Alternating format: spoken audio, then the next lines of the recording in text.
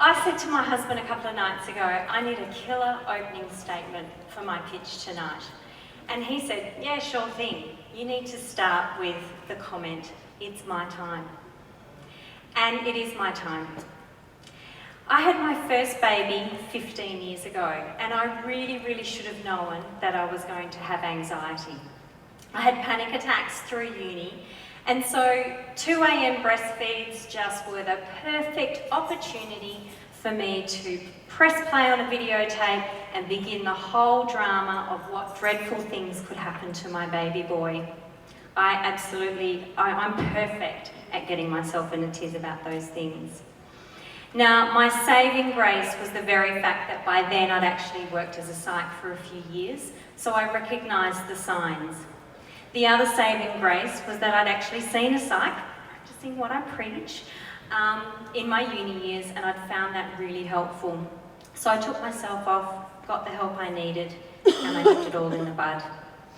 But you know what? I am so not alone in that experience. 25% of pregnant women will experience anxiety and depression during their pregnancy. 50% of those will go on to experience postnatal anxiety. 70% will go on to experience postnatal depression. So I'm not alone, and it's not an unusual experience at all. Now, I'm surrounded by mothers, I'm in that age group. Both personally and professionally, I've worked with countless mums, and I have so many faces come to mind when I think of the women that I've worked with. I think of the lady who came to me who, to be honest, had the most dreadful, awful mother, and she had no idea other than what she didn't want to be as a mother. So together we worked out the kind of mum she wanted to be, and we helped her become that person. Another lady who, seriously, and I know you're not supposed to say this, it's like your children, you're not supposed to say you have favourite clients, but she was actually quite a favourite client because we laughed a lot. She was referred for parenting advice.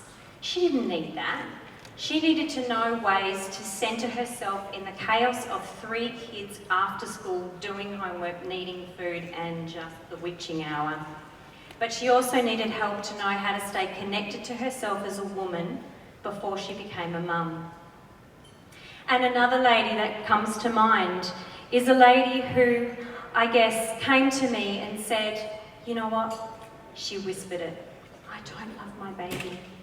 And she was completely perplexed by that because she had such an awesome mum. And so together we helped her, I guess, find her own mothering path.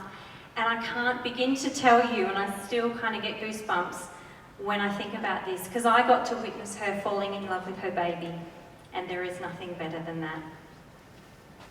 And another mum who said to me, that's it, I should not have had kids. I'm the worst mother in the world. And she really meant it. This was a common theme for her to be talking about. And together we worked out ways that she was a good mum. And I got the privilege of watching her see herself for the first time the way her baby sees her, or saw her. And I'm tripping on my dress. That's useful. I talk about what's unspeakable. I want to help women with what is unspeakable. I don't want them to be afraid to say that they need this help, because help is there and it's all very, very doable for them to have a different mothering experience. When I got the call from Lorraine on Monday saying I was a finalist, I had a 15-year-old who'd been at home with the flu. Yes, I'm that old. I'm old enough, I promise. 11-year-old who was freaking out. She was starting some new sport. My 9-year-old had smashed a vase. She'd smashed a vase, Lorraine. And my 7-year-old was waving a blue note in front of me from school. A blue note means 3 warnings had happened and I needed to sign to say I knew about this. When I hung up the phone, it wasn't my finest parenting hour at all. But you know what? I'm actually quite okay with that. I'm far from perfect. I'm far from a perfect mum. But I know that a good enough mum is good enough. And I want other mums to know that a good enough mum is good enough. I began my business as a psychologist probably about 16, 17 years ago as a single practitioner on my own. I've since grown it to a team, including me, of 6 psychologists. We're about to open a clinic in Wembley, and the coolest thing I think I've done this year is that I've begun an intern program.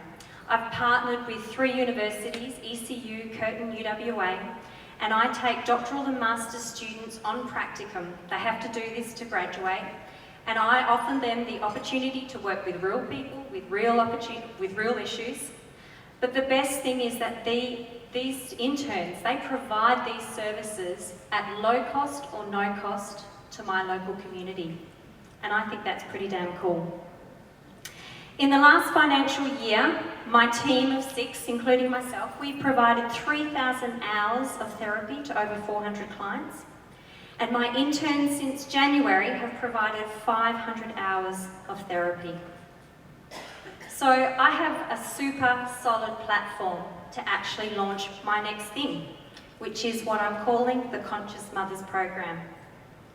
It's a comprehensive resource for mothers, expectant mothers, not so new mums, and it's aimed at helping them understand themselves, eliminate worry, self-doubt, guilt, sift through all the information out there, the opinions out there, and find what's right for them and stick to it and back themselves. It does include dads, although my big dream is to actually create a whole other program for dads eventually too. This prize will enable me to do so much. It will enable me to take this program that's written and ready to go from a Word document to an actual workbook that stands alone on its own, but that also accompanies the program. To take my team of 5 to a national team of psychs to deliver this program. Being part of a franchise, I have access to 300 psychs, I can do that. To take it from running in little old Bedford and little old Wembley to running around Australia and to building an online community for mums all over the nation. That's my goal. Please help me execute this vision, because I want you to think about it for a moment. Just imagine a world where mums are aware of their strengths and leverage off those. They know their triggers and manage those. They are confident in themselves. They choose to parent in a way that aligns with them. They raise happy, confident and motivated children. Kind children, thoughtful children. And just imagine those children, they're our next generation of adults. The world that they can create is phenomenal. So please support me, vote for me, and help me fulfill my vision. And I'm just going to say, my husband was right, and I can only say that because he's not here tonight to hear it. It is my time to make this happen. Thank you.